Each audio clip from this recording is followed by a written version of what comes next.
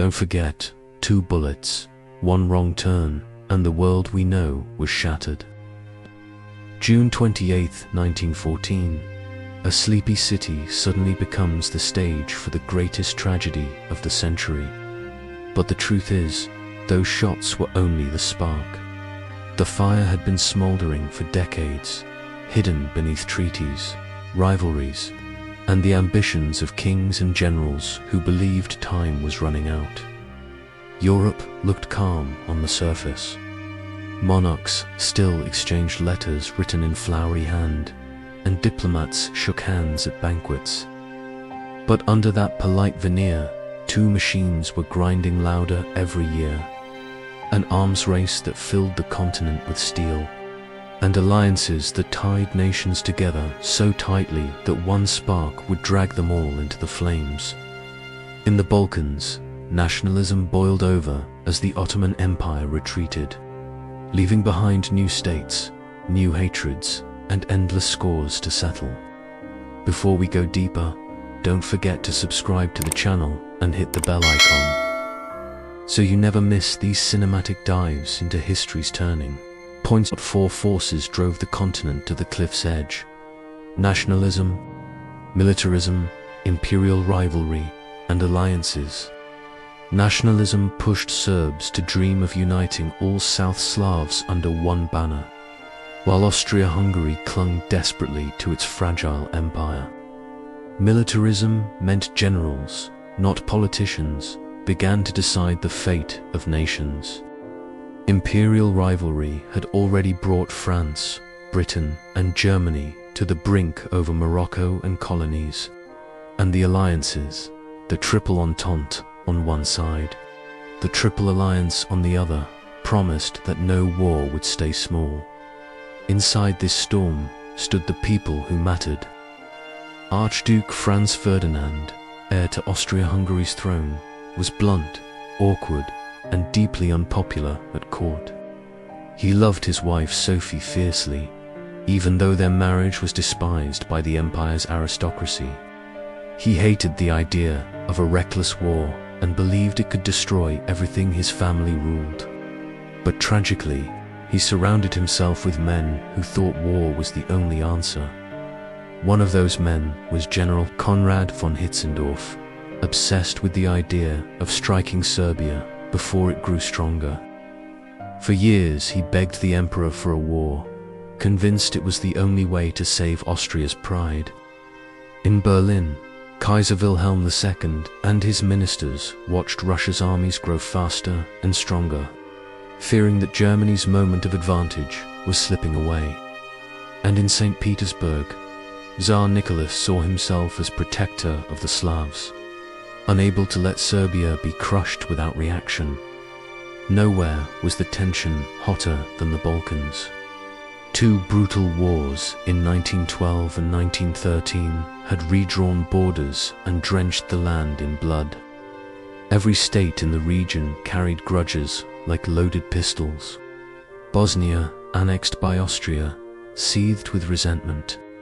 Among its people, young nationalists whispered in secret societies, dreaming of freedom and revenge. On June 28, 1914, destiny walked the streets of Sarajevo.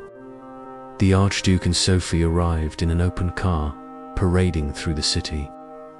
The date was not just any day.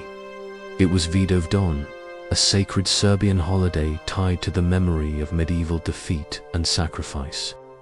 To many, Austria's heir appearing on that day felt like an insult. 7 conspirators lined the route, armed with bombs and pistols, ready to die. One hurled a bomb, but it bounced off the Archduke's car and exploded behind him. Dozens were wounded. Franz Ferdinand, shaken, insisted on visiting the injured, but then fate twisted. His chauffeur took a wrong turn onto Franz Joseph Street. The car stalled as it tried to reverse, and standing there, almost by accident, was Gavrilo Princip. He had missed his chance earlier. Now the heir to an empire was just a few feet away. 2 shots. Sophie slumped into Franz Ferdinand's lap. He was hit in the neck, his uniform darkening with blood. He whispered, "Sophie, don't die. Stay alive for our children." Within minutes, both were gone. Across Europe, shock turned quickly into calculation. In Vienna, hardliners seized the moment. Serbia, they argued, had to be crushed once and for all. To hesitate would be weakness. In Budapest, leaders feared war could tear the empire apart, but their voices were drowned out. In Berlin, the Kaiser promised unconditional support, the infamous blank check that told Austria it could act without fear of isolation. Russia condemned the murder, but saw through Austria's intentions. If Serbia was destroyed, Russia's influence would crumble. They promised to stand behind Belgrade. France, bound tightly to Russia, offered its support. Britain, watching carefully, still hoped Germany would restrain Vienna. But Berlin had no intention of restraint. The next weeks were a countdown to disaster. Austria delivered an ultimatum to Serbia, deliberately harsh, demanding humiliating concessions. Serbia accepted most terms, but not all. It was enough to show goodwill, but not enough for Vienna. Austria declared war. Russia mobilized to defend Serbia. Germany declared war on Russia, then on France. The Schlieffen Plan rolled into action, sending German troops crashing into Belgium. Britain, protector of Belgian neutrality, declared war in turn. A single assassination in a provincial city had triggered a chain reaction. Once set in motion, mobilization plans and alliances turned decisions into destiny. The war that followed would kill millions, topple empires, and leave scars that shaped the entire century. Who bears the blame? Princip pulled the trigger, but Austria's leaders turned his crime into a pretext for war. Germany's blank check lit the fuse. Russia's mobilization, France's commitments, Britain's honor, and decades of arms races and rivalries piled fuel on the fire. No single hand pushed the world into war. It was a crowd of hands, each gripping too tightly to let go. And yet, history reminds us how fragile it all was.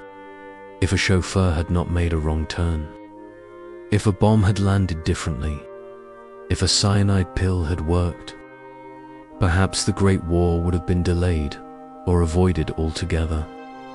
Instead, 2 bullets fired in Sarajevo sent Europe tumbling into catastrophe. 2 bullets, 1 wrong turn, a century of consequences. History isn't just about kings and treaties, it's about human moments, choices, and mistakes that echo across generations. Don't forget to subscribe to the channel and hit the bell icon so you never miss the next chapter of history told like this.